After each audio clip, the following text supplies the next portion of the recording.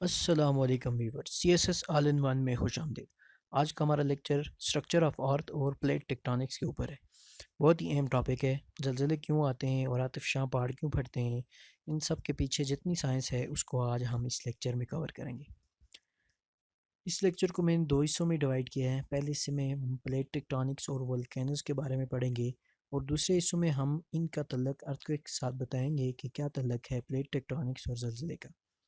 ये तो सब हम आगे वीडियो में जानेंगे, मगर उससे पहले अगर आप हमारे चैनल पर नए हैं और अभी तक आपने हमारे चैनल को सब्सक्राइब नहीं किया तो अभी सब्सक्राइब करें और बेल का बटन दबाएं। इसके अलावा स्टडी मटेरियल के लिए हमारे फेसबुक ग्रुप को ज्वाइन करें, जिसका लिंक डिस्क्रिप्शन बॉक्स में मौजूद है। तो चलें वीडियो की जानब बढ़ते हैं। ज़मीन की अंदरूनी साख्त को स्टडी करने के लिए दो अहम तरीके अपनाए जा सकते हैं। पहले तरीके में हम ज़मीन की केमिकल कंपोजिशन यानी ज़मीन की कितनी गहराई में क्या क्या चीज़ें पाई जाती हैं, मसलन कहाँ पर ज़मीन के अंदर पत्थर हैं, कहाँ से आगे ज़मीन के अंदर लावा है और मैग्मा है और ज़मीन के मरकज़ में क्या है, वगैरह वगैरह।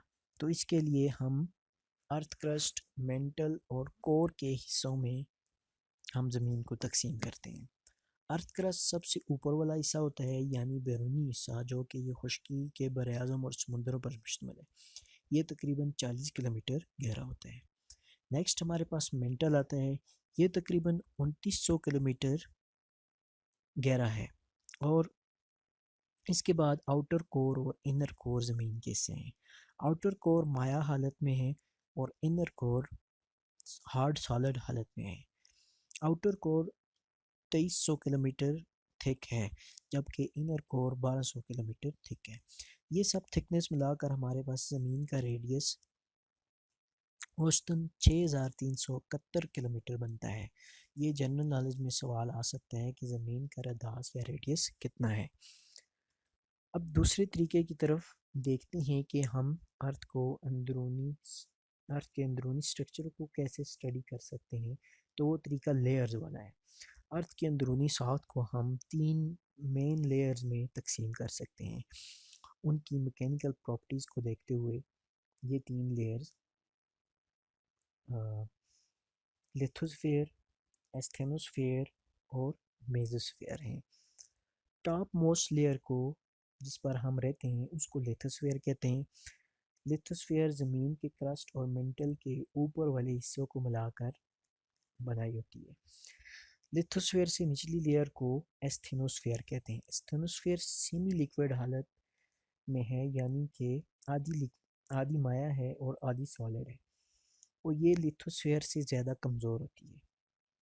और ये सेमी लिक्विड हालत में होने की वजह से लिथोस्फीयर सॉलिड एस्थेनोस्फीयर के ऊपर सॉलिड लिथोस्फीयर एस्थेनोस्फीयर के ऊपर तैरती है और थोड़ा बहुत मूव करती रहती है। और ये सतह ज़मीन से नीचे तकरीबन 100 किलोमीटर से स्टार्ट होती है और 350 किलोमीटर गहराई तक ये ख़त्म हो जाती है। नेक्स्ट हमारे पास मेसोस्फीयर लेयर आती है, जो कि एस्थेनोस्फीयर से नीचे और आउटर कोर के ऊपर पाई जाती है। इसके बाद हमारे पास आउटर कोर और इनर कोर आ जाते हैं, जो कि हम ऑलरेडी पढ़ चुके हैं। अब हम टेक्टोनिक प्लेट्स की जानब बढ़ते हैं। ये 1960 में एक थ्योरी पेश की गई और इस थ्योरी के मुताबिक ज़मीन की लिथोस्फीयर को कुछ दर्जन बड़ी और कुछ छोटे हिस्सों में तकसीम किया गया है और इन हिस्सों को थ्योरी के मुताबिक प्लेट्स का नाम दिया गया है। ये सारी छोटी बड़ी प्लेट्स मिलकर हमारी ज़मीन के बरआज़म और ओशियन बनाते हैं। इस सारे निज़ाम को प्लेट टेक्टोनिक्स कहते हैं। अब ये प्लेट्स जहाँ पर एक दूसरे के साथ मिलती हैं, वहाँ पर एक दूसरे के साथ रगड़ खाती हैं, क्योंकि थ्योरी के मुताबिक ये प्लेट्स हर साल एक दूसरे की तरफ हरकत करती जाती हैं और तकरीबन 1 से 10 सेंटीमीटर तक हरकत कर सकती हैं। अब कुछ कुछ इन की हिस्ट्री के बारे में जान लेते हैं। अगर आप ज़मीन के मैप की तरफ देखें और गौर करें तो तमाम कंटिनेंट्स जो हैं एक पज़ल के पीसेस की तरह लगते हैं। अगर हम यहाँ पर ये साउथ अमेरिका है, इसको यहाँ पर पज़ल के पीस की तरह यहाँ पर अफ्रीका के साथ फिट कर सकते हैं। ठीक है, इसी तरह ये जो पूरा जो नॉर्थ अमेरिका है ये भी यहाँ पर यूरोप के साथ फिट आ सकते हैं। ये तमाम जितने भी ये कंटिनेंट्स हैं ये एक दूसरे के साथ पज़ल के पीसेस की तरह फिट आ सकते हैं, और ये सब मिलकर जो हैं ये बताते हैं हमें कि ये 250 साल पहले हमारी ज़मीन एक ही बर आज़म था, जिसको पेंजिया कहते हैं। और ये पेंजिया 250 साल बाद आहिस्ता आहिस्ता अंदर इसकी प्लेट्स जो हैं वो मूव करते करते ये सारे बर आज़म अफ्रीका, साउथ अमेरिका, आप देख सकते हैं ये एक दूसरे से दूर होते गए, और आज की ज़मीन जो है हमारे पास इस हालत में मौजूद है। अब पेलोज़ोइक एरा वो दौर था जब ज़मीन पर नई ज़िंदगी शुरू हुई थी, और सिर्फ कुछ मछलियाँ और कीड़े मकोड़े ही ज़मीन पर पैदा हुए थे। उस दौर में हमारी ज़मीन एक ही बर आज़म थी, जिसको पेंजिया कहते हैं। उसके बाद मेसोज़ोइक दौर शुरू हुआ। वो दौर था जिसमें रेप्टाइल या रेंगने वाले जानवर दुनिया में बहुत बड़ी मकदार में फैल चुके थे। ठीक है, और उस वक्त जो है मेसोज़ोइक दौर में हमारे तमाम कंटिनेंट्स अलग-अलग हो चुके थे। अब उसके बाद अर्थ को जो है तकरीबन 7 मेजर प्लेट्स में डिवाइड किया गया है, जो कि मुख्तलिफ सिमतों में मूव कर रही हैं। इन प्लेट्स की हरकत की वजह से या तो ये एक दूसरे से टकरा रही हैं, या एक दूसरे से दूर हो रही हैं, या फिर एक दूसरे के साथ रगड़ खा रही हैं। ये तीनों तरह की इंट्रैक्शन की वजह से हम ज़मीन के ऊपर मुख्तलिफ़ किस्म की साख्त देखते हैं। इसलिए टेक्टोनिक्स का मतलब ये किया जाता है कि डिफॉर्मेशन ऑफ क्रस्ट। हम क्रस्ट के ऊपर मुख्तलिफ़ किस्म की डिफॉर्मेशन देखते हैं। कहीं पर पहाड़ हैं, कहीं पर ऊंची जगह हैं, कहाँ पर जो है प्लेन्स हैं। तो इन ये सारी डिफॉर्मेशन जो है ज़मीन के अंदर जो प्लेट्स हैं इनके टकराव की वजह से, या इनके इंट्रैक्शन आपस में इंट्रैक्शन की वजह से ये ये वजूद में आते हैं। उसके बाद हम वर्ल्ड के प्लेट्स के बारे में देख लेते हैं। यहाँ पर आप देख सकते हैं कि इस कोने में जो है ये ऑस्ट्रेलियन प्लेट है। ठीक है, जिसमें हमारा कंटिनेंट ऑस्ट्रेलिया आ जाता है। ठीक है, इसमें ये सारी प्लेट, और यहाँ तक ये इंडियन प्लेट के साथ जाके ये मूव होती है। ये इंडियन प्लेट है। ठीक है, जिसमें हमारा पाकिस्तान और इंडिया और बांग्लादेश और ये कुछ समुंदर है। ठीक है, ये इंडियन प्लेट है। ठीक, उसके साथ जो है हमारी इंडियन प्लेट जो है दूसरी तरफ से अफ्रीकन प्लेट के साथ मिलती है। ठीक है, और एक साइड से जो है ये अरेबियन प्लेट के साथ मिलती है, और नॉर्थ वाली साइड से ये रेशियन प्लेट के साथ मिलती है, जिसमें रेशियन प्लेट में यूरोप और एशिया के ज़्यादातर ममालिक आते हैं। इसके बाद इसके साथ ही कैरेबियन प्लेट है। ठीक है, और ये एक छोटी सी फिलिपाइन प्लेट है, जिसमें फिलिपाइन और आसपास के समुंदर का एरिया आ जाता है। सबसे नीचे आप ये देख सकते हैं अंटार्कटिक प्लेट है। ठीक है, ये सारी जो है अंटार्कटिक प्लेट आ जाती है। इसके बाद अब प्लेट टेक्टोनिक्स बनी हुई किससे हैं, इसके बारे में देखते हैं। ये प्लेट सख्त लिथोस्फेयर से बनी होती हैं, और ये लिथोस्फेयर अर्थ क्रस्ट और अपर मेंटल से बना होता है, और लिथोस्फेयर से नीचे स्थोनोस्फेयर है। इन सब से मिलकर प्लेट टेक्टोनिक का निज़ाम वजूद में आता है।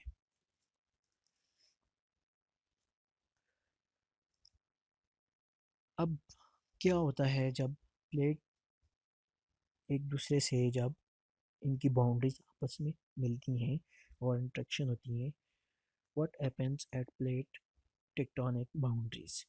टेक्टोनिक प्लेट्स की सरहदें आपस में कैसा अमल करती हैं जब वो एक दूसरे आपस में मूव करके एक दूसरे से टकराती हैं, या तो उसके बारे में जान लेते हैं। तो थ्योरी के मुताबिक लिथोस्फीयर की प्लेट्स जो हर वक्त हरकत करती रहती हैं, उसकी मेन वजह मेंटल के अंदर कन्वेक्शन का अमल है। ये प्लेट्स जो हैं एक दूसरे, ये हर वक्त क्यों मूव करती हैं और साल में 1 से 10 सेंटीमीटर तक मूव कर सकती हैं, उसकी वजह क्या थी? उसकी वजह मेन ये थी कि प्लेट्स के नीचे जो है कन्वेक्शन का, मेंटल के अंदर जो है ज़मीन का हिस्सा जो मेंटल है उसके, उसमें कन्वेक्शन का अमल पाया जाता है। कन्वेक्शन किसे कहते हैं? कन्वेक्शन उस अमल को कहते हैं जिसके तहत हरारत सर्कुलर पाथ में मूव करती है। मसलन अगर एक बर्तन पानी को अगर गर्म किया जाए तो वो सर्कुलर मूव करता है, जिससे पानी में हरकत आती है, फिर पानी उबलना शुरू हो जाता है। इसको कन्वेक्शन का अमल कहते हैं।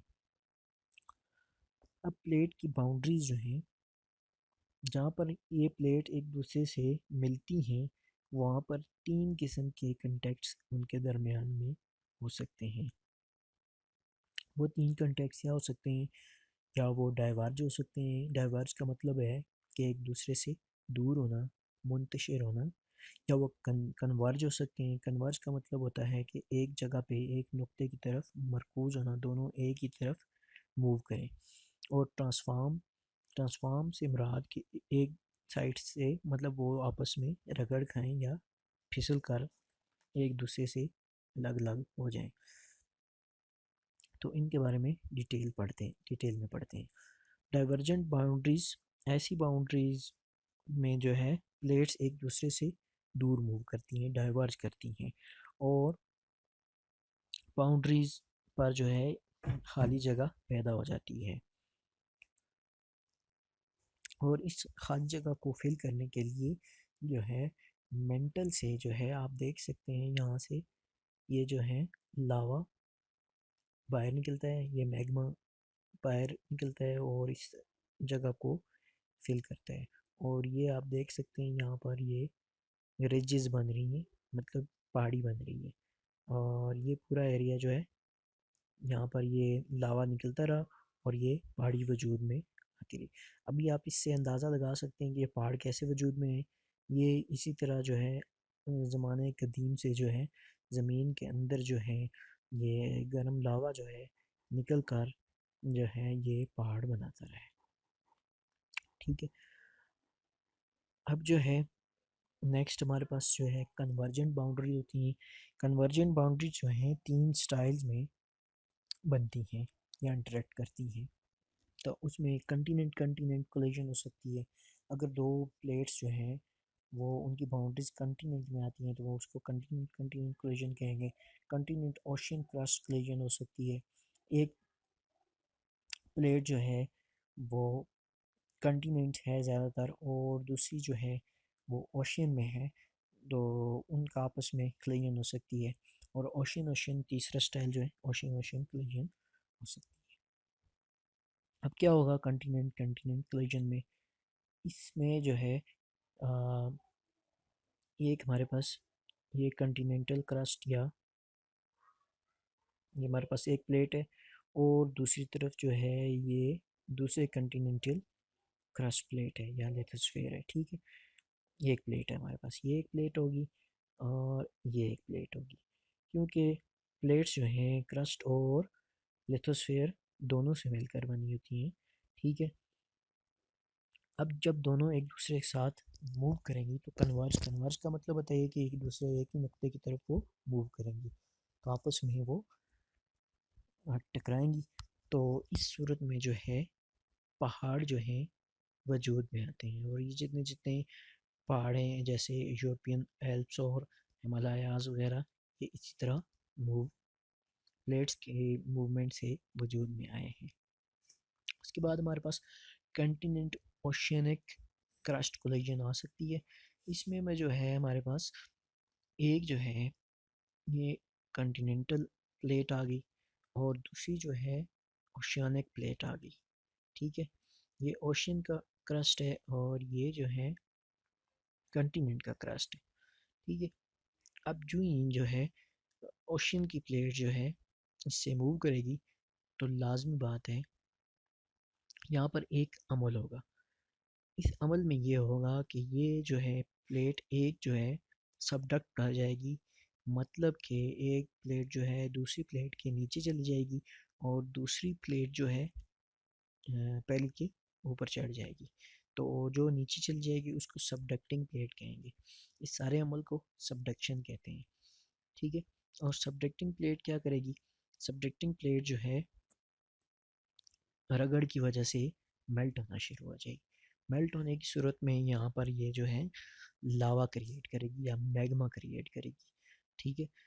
और ये जो है उसके बाद जो है ये यहाँ से ये मेल्ट होके बाहर निकलने की कोशिश करेगा और ये क्रस्ट से जाके बाहर निकलेगा, ठीक है। इसको कंटिन्यूट ओशियानिक प्लेट कहते हैं और इसमें अमल जो है सबडक्शन पाया जाता है। सबडक्शन का अमल वो होता है कि एक चीज़ मातहत हो जाए दूसरी उसके ऊपर हो जाए, इसको सबडक्शन कहते हैं, ठीक है। अब ओशियानिक लिथोस्फीयर जो है सबडक्ट कर जाती है, कंटिनेंटल लिथोस्फीयर में ये सबडक्शन में ये लाजमी ये बात होती है।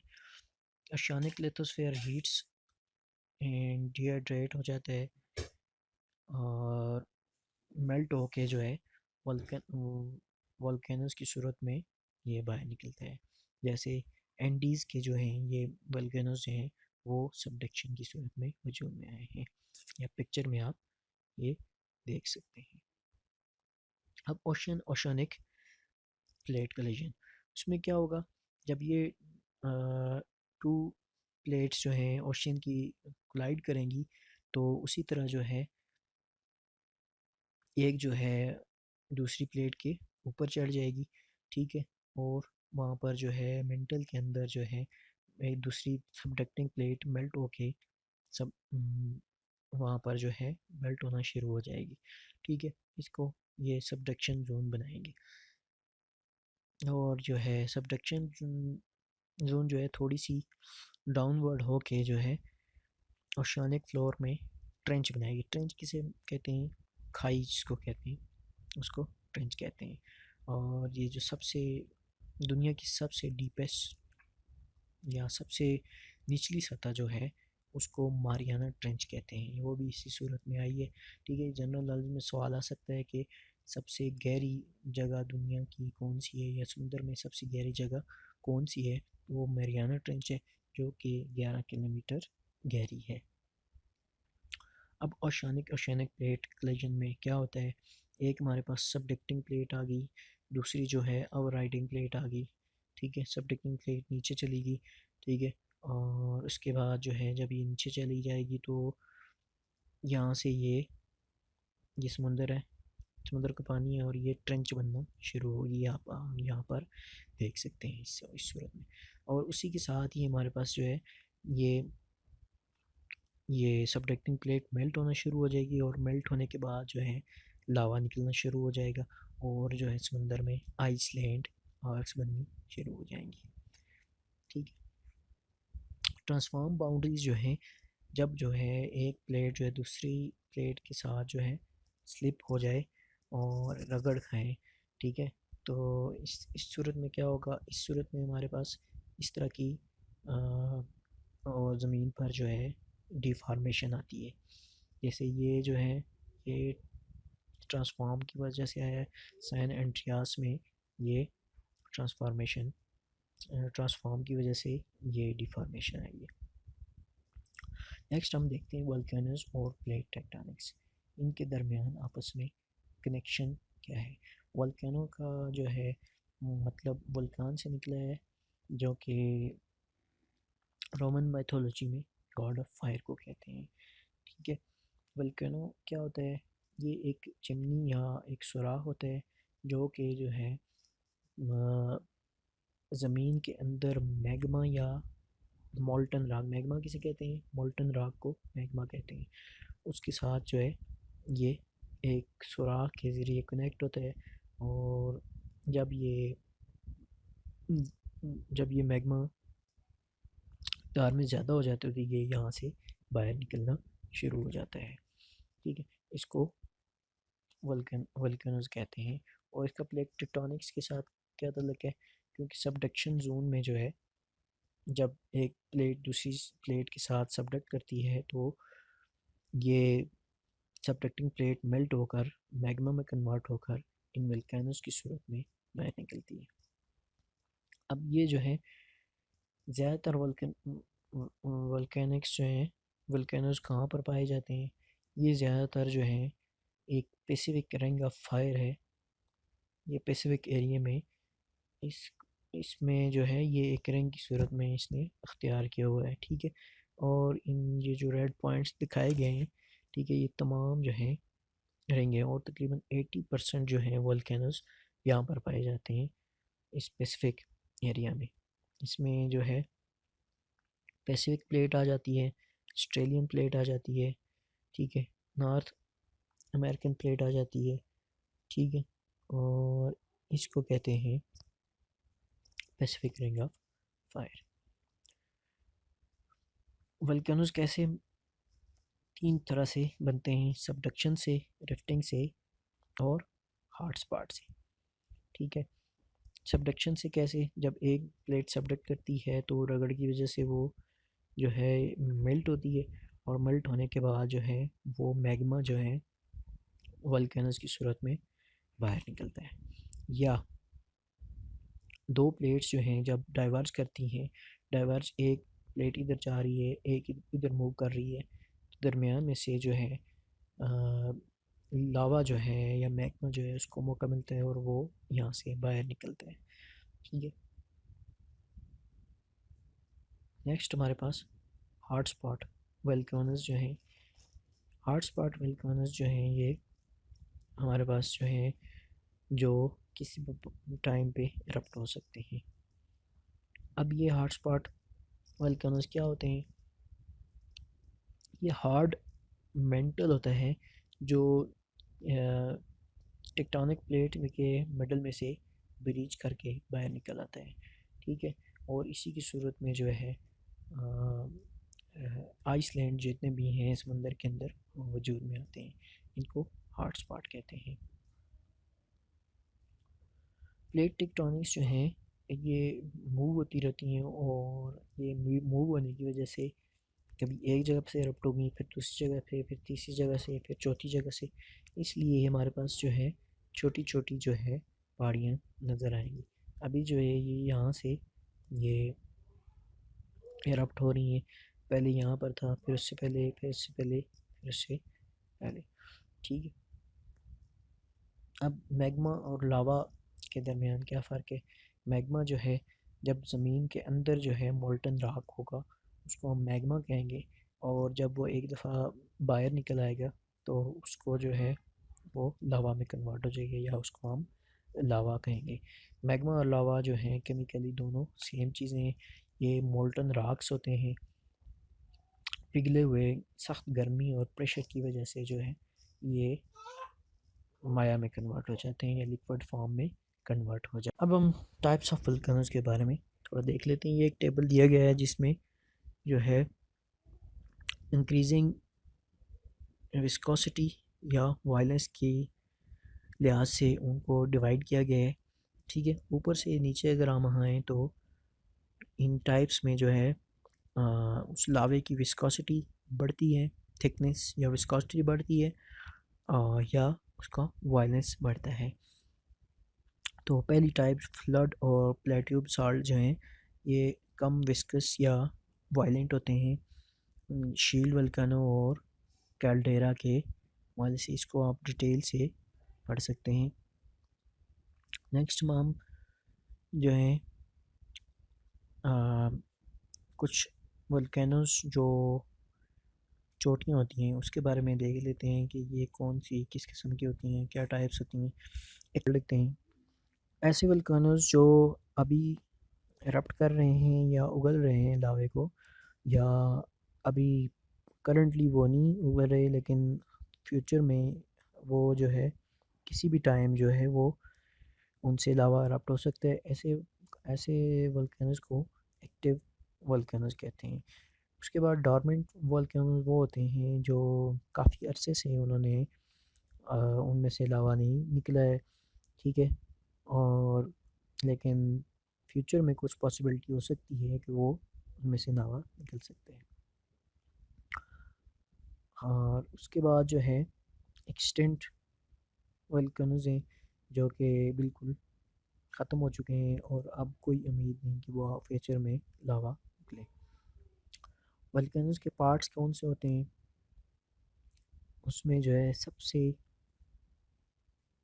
टॉप पे जो है उसको विंड कहते हैं, ठीक है, और विंड विंड से जो है ऐश क्लाउड या ऐश या क्लाउड निकलते हैं, ठीक है, और इसी से जो है नीचे अगर देखा जाए तो इसी विंड से नीचे जो है इसको थ्रोट कहते हैं, और इसी थ्रोट के ज़रिए ये थ्रोट जो है मैग्मा के साथ नीचे कनेक्ट होती है, और यही मैग्मा इस थ्रोट के ज़रिए बाहर निकलता है, और बाहर निकल कर जो लावा बह जाता है जिस जगह से बहता है उसको क्रेटर कहते हैं। और कुछ जो है हमारे पास जो है पहले जो पहले कुछ अरसे में लावा निकल चुका था उसकी जो है एशेज़ यहाँ पर पाइप आप यहाँ पर देख सकते हैं। इसके अलावा कुछ ये साइड से लिंक निकले हुए हैं लावे के, ठीक है, इनको पैरासाइटिक कौन कहते हैं। ये एक वल्केनो का जो है क्रॉस सेक्शन दिखाया गया था। अब इफ़ेक्ट्स क्या होते हैं वल्केनो के बाद? वल्केनो जब इरप्ट करता है तो उसके दो किस्म के पॉजिटिव और नेगेटिव दोनों किस्म के इफ़ेक्ट्स आ सकते हैं। पहले पॉजिटिव इफ़ेक्ट को देख लेते हैं। पॉजिटिव इफ़ेक्ट में ये हो सकता है कि ये हमारी सॉइल में सॉइल में ऐश ऐड होती है जिससे फर्टिलिटी आती है और हम फार्मिंग कर सकते हैं, ठीक है, न्यू मिनरल्स बाहर निकलते हैं तो हम वो भी डिस्कवर कर सकते हैं, ठीक है। टूरिज़म इसके अलावा प्रमोट होती है। रिसर्च एंड एजुकेशन पर्पज़ के लिए भी इसको हम इस्तेमाल कर सकते हैं, और इसके अलावा जियोथर्मल एनर्जी यहाँ वहाँ से हम हासिल करते हैं जो कि एक रिन्यूएबल एनर्जी है। नेगेटिव इफ़ेक्ट्स क्या हैं? लॉस ऑफ लाइफ होता है, लॉस ऑफ प्रॉपर्टी होता है जिसको इकोनॉमिक लॉस कहेंगे हम। एयर पोल्यूशन बहुत ज़्यादा हो जाती है क्योंकि ऐश स्मोक और गैसेस हवा में फैल जाती हैं जिससे एसिड रेन होती है। वाटर पोल्यूशन होता है, वाटर में पोल्यूशन आ जाता है, मड फ्लोज हो जाते हैं जिसको लहर्स कहते हैं, ठीक है, अर्थक्वेक्स भी आ सकते हैं, और उस एरिया का जो है टेम्परेचर भी इंक्रीज़ हो जाता है। इसी के साथ आज का हमारा लेक्चर ख़त्म हुआ। अगले लेक्चर तक इजाज़त चाहेंगे। अगर आपने हमारे चैनल को सब्सक्राइब नहीं किया तो सब्सक्राइब कर लें, बेल के बटन को दबाएं, और अगर आपने कुछ सवाल पूछने हैं तो कमेंट सेक्शन में आप वो भी पूछ सकते हैं। इसके अलावा स्टडी मटेरियल्स और बुक्स वगैरह अगर आपको दरकार हैं तो आप हमारे फेसबुक ग्रुप को ज्वाइन कर सकते हैं जिसका लिंक डिस्क्रिप्शन बॉक्स में मौजूद है। इसके साथ इजाज़त चाहते हैं। अल्लाह हाफिज़।